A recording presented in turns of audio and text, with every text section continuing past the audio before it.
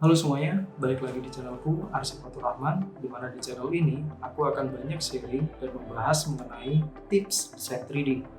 Dan pada kesempatan kali ini, kita akan latihan bersama mengenai reverse engineering untuk mengubah file STL menjadi solid part yang dapat diedit untuk keperluan development.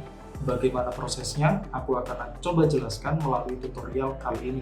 Dan pastikan kalian tidak melewatkan langkah-langkah untuk proses reverse engineering, dan langsung saja kita praktik.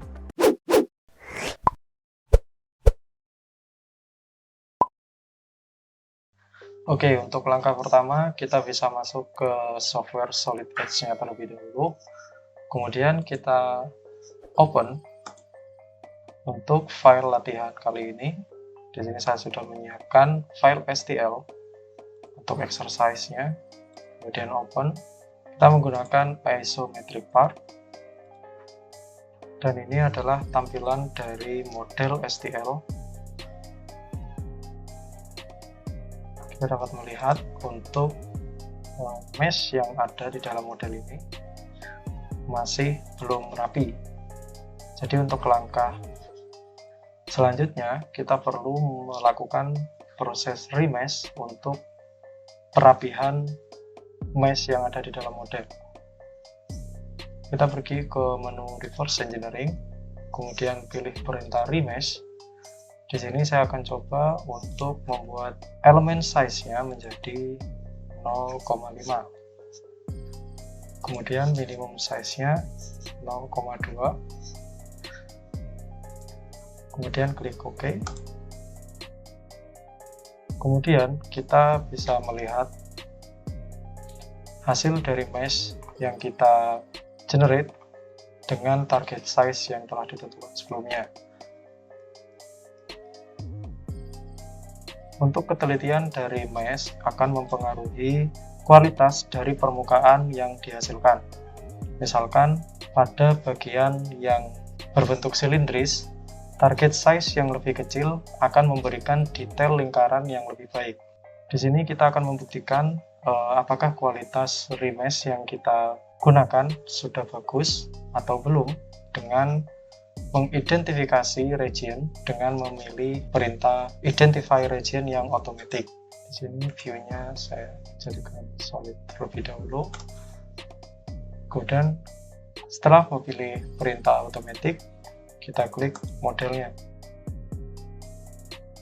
Ini adalah hasil dari identify region-nya. Kita bisa melakukan evaluasi terlebih dahulu sebelum masuk ke langkah selanjutnya. Di mana di sini kita melihat untuk bentuk silindris yang besar, dia dapat dengan mudah teridentifikasi oleh software. Namun untuk bentuk silindris yang lebih kecil, nah, di sini software tidak bisa mengidentifikasi secara otomatis bahwa daerah sini itu adalah bentuk yang silindris. Sehingga kita perlu melakukan remesh ulang agar detail dari silinder yang lebih kecil dapat memiliki kualitas yang baik. Jadi di sini kita akan kembali.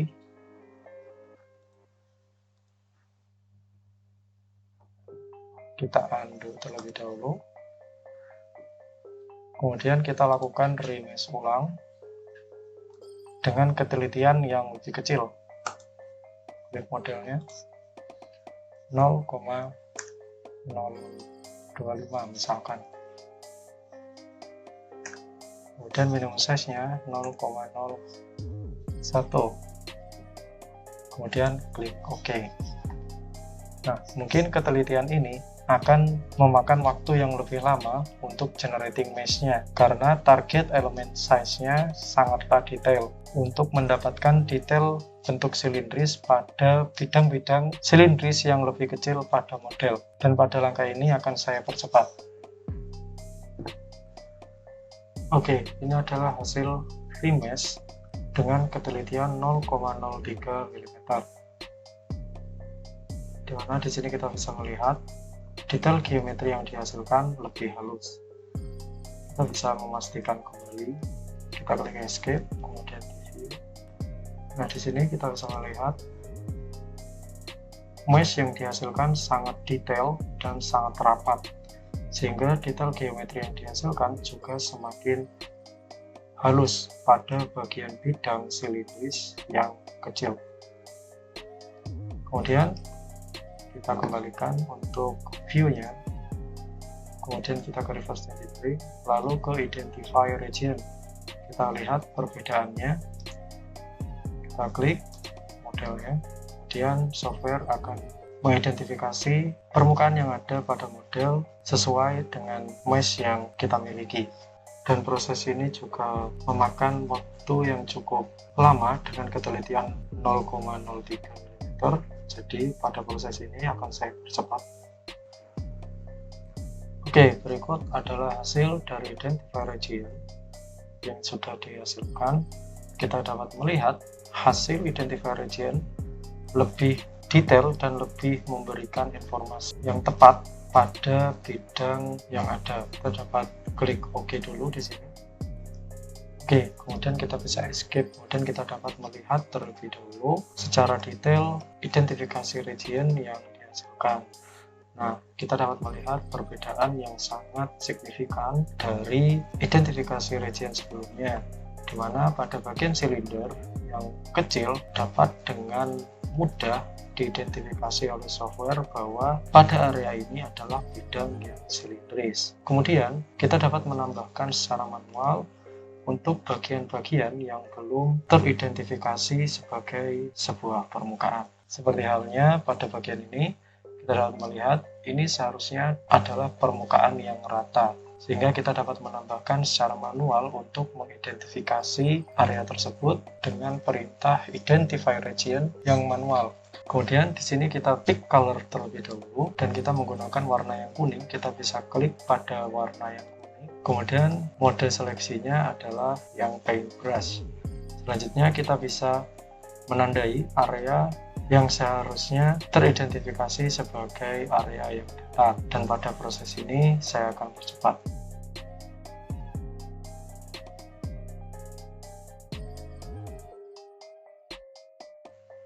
Oke, untuk identifikasi manual pada permukaan yang datar sudah selesai. Kita dapat klik OK saja.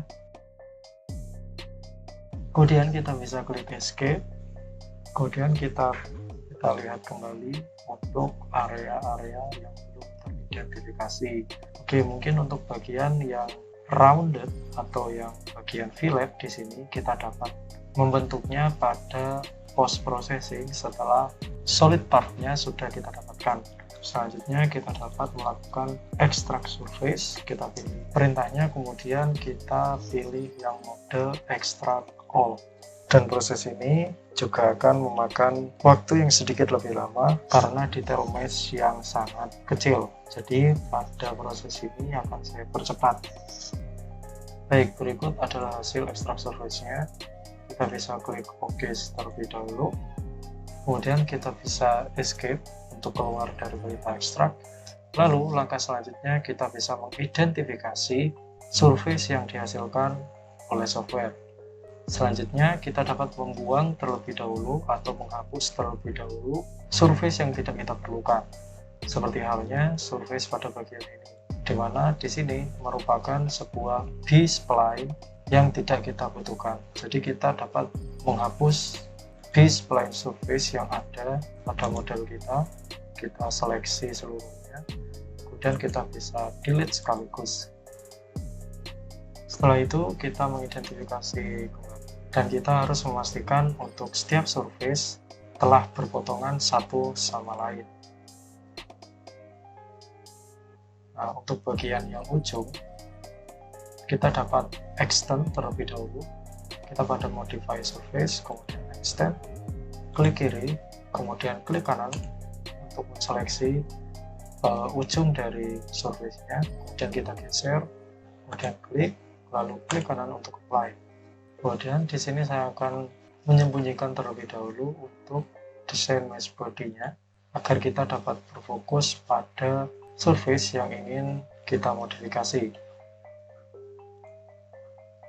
Kita seleksi kembali, kemudian klik kanan, lalu kita tarik, kemudian klik, dan klik kanan untuk apply. Untuk bagian yang sisi kanan kita juga dapat melakukan hal yang sama agar tiap surface-nya saling berpotongan.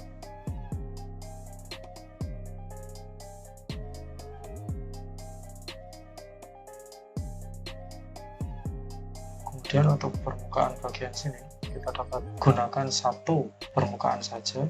Saya delete.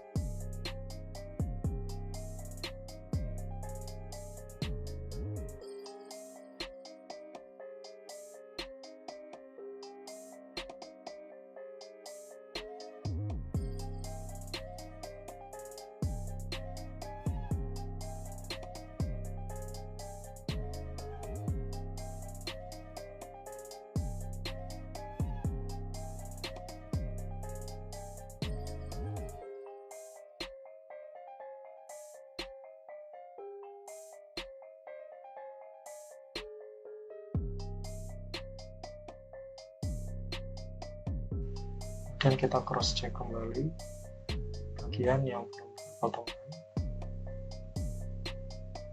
sehingga kita dapat mengurangi kesalahan yang mungkin terjadi pada langkah selanjutnya. Jika kita sudah memastikan seluruh permukaannya telah berpotongan, kita dapat melanjutkan ke langkah berikutnya. Escape terlebih dahulu, kemudian kita ke modify surface dan intersect. Di sini saya sembunyikan terlebih dahulu untuk desain mesh-nya, dan kita seleksi seluruh surface yang ada. Kemudian untuk opsi intersect-nya kita pilih yang create design body, kemudian klik OK.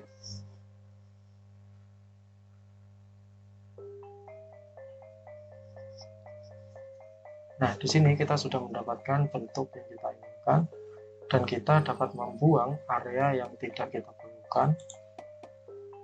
Misalkan pada tampak atas, kita buang area ini, sehingga menciptakan sebuah area yang berlubang. Kita lanjutkan pada area yang lainnya.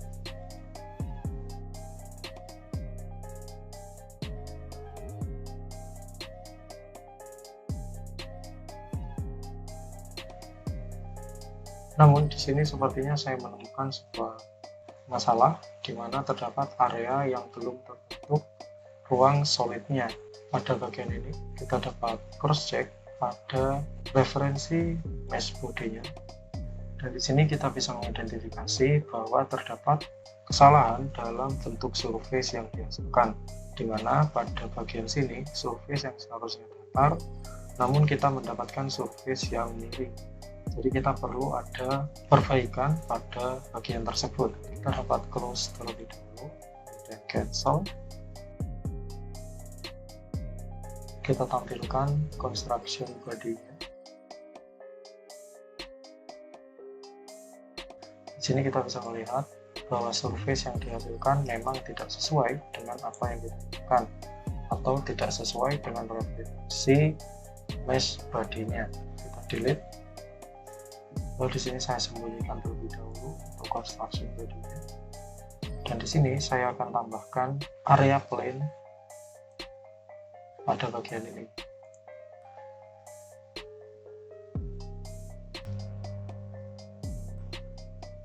Kita bisa evaluasi kembali apakah surface yang dibentuk sudah sesuai.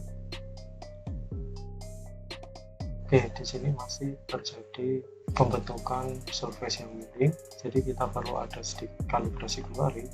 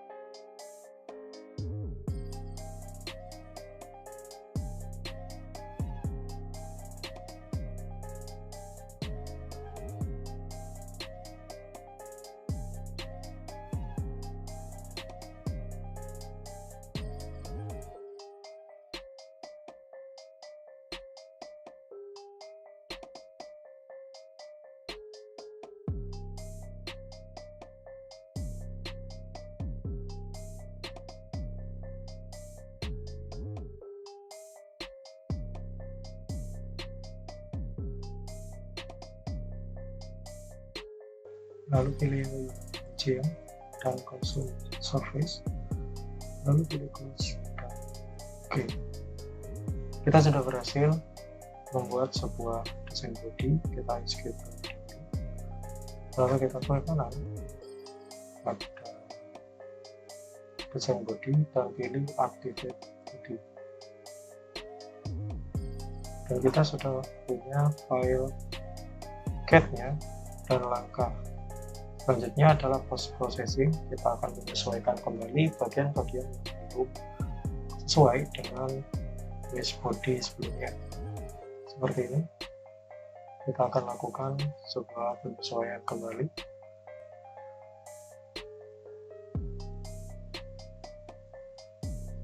Saya akan gunakan perintah untuk fillet. Saya menggunakan round di sini. Kemudian saya pilih sudutnya dan saya koneksi ke mesh body-nya. Di sini untuk yang kedua masih belum memenuhi. Oke, sudah. Kemudian saya aplikasikan pada seluruh sudut pada model.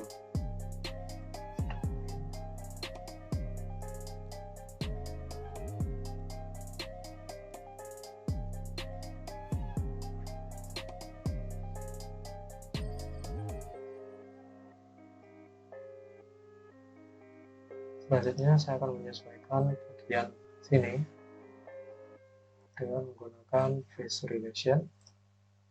Saya klik escape, saya sembunyikan terlebih dahulu mesh body-nya. Saya gunakan yang tangent untuk permukaan ini dengan permukaan ini.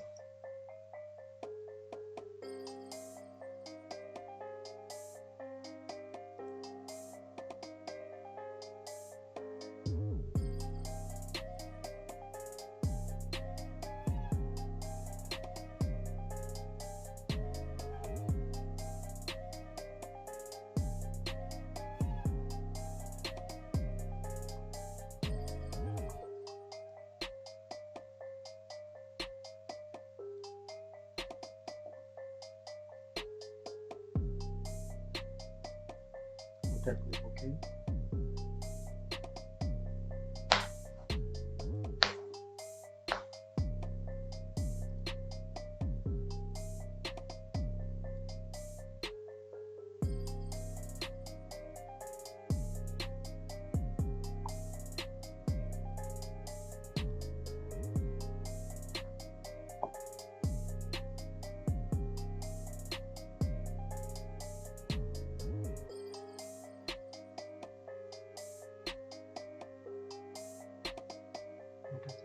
Lihat di sini.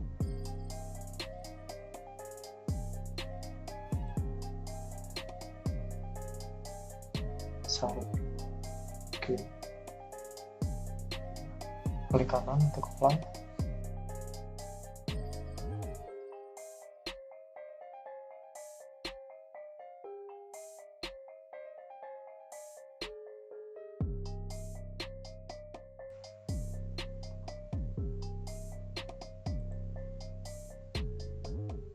Dan kita cross check dahulu.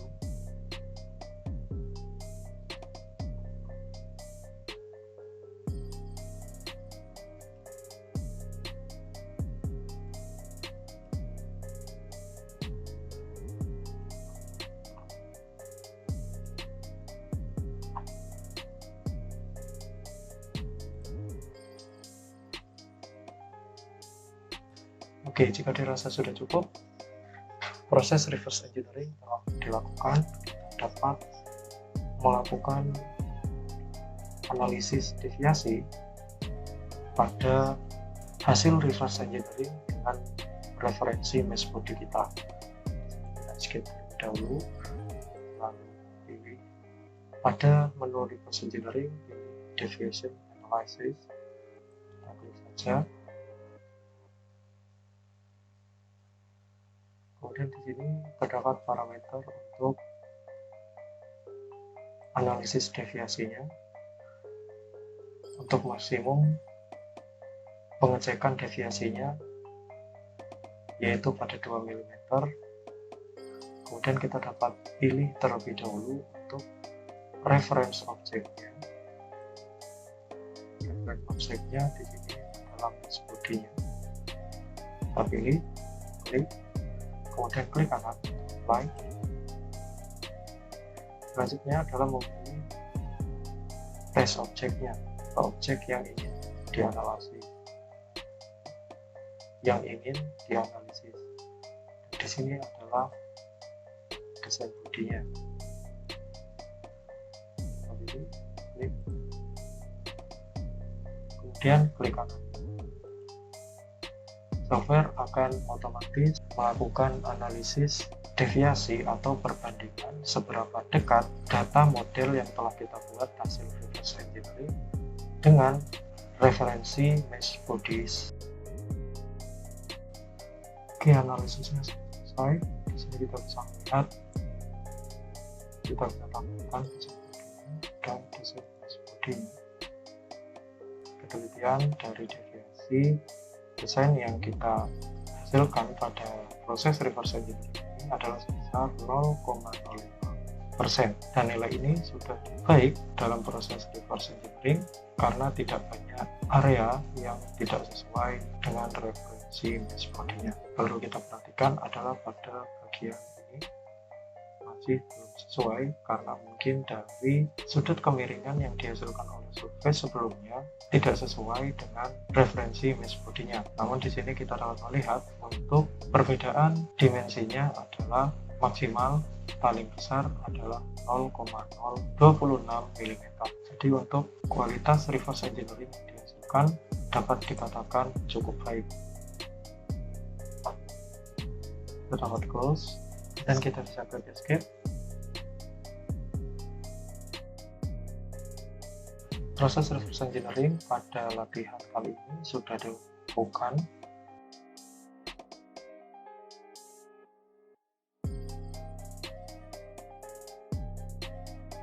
Proses reverse engineering pada latihan kali ini telah sukses dilakukan. Kita dapat menambahkan warna pada modelnya. Pada tag view, kemudian kita pilih path painter. Kita bisa aplikasikan warna yang kita suka, klik pada modelnya, kemudian kita bisa simpan file CAD yang dapat kita edit untuk proses development pada kemudian hari, atau kita dapat simpan dengan format yang lainnya sesuai dengan keinginan kita.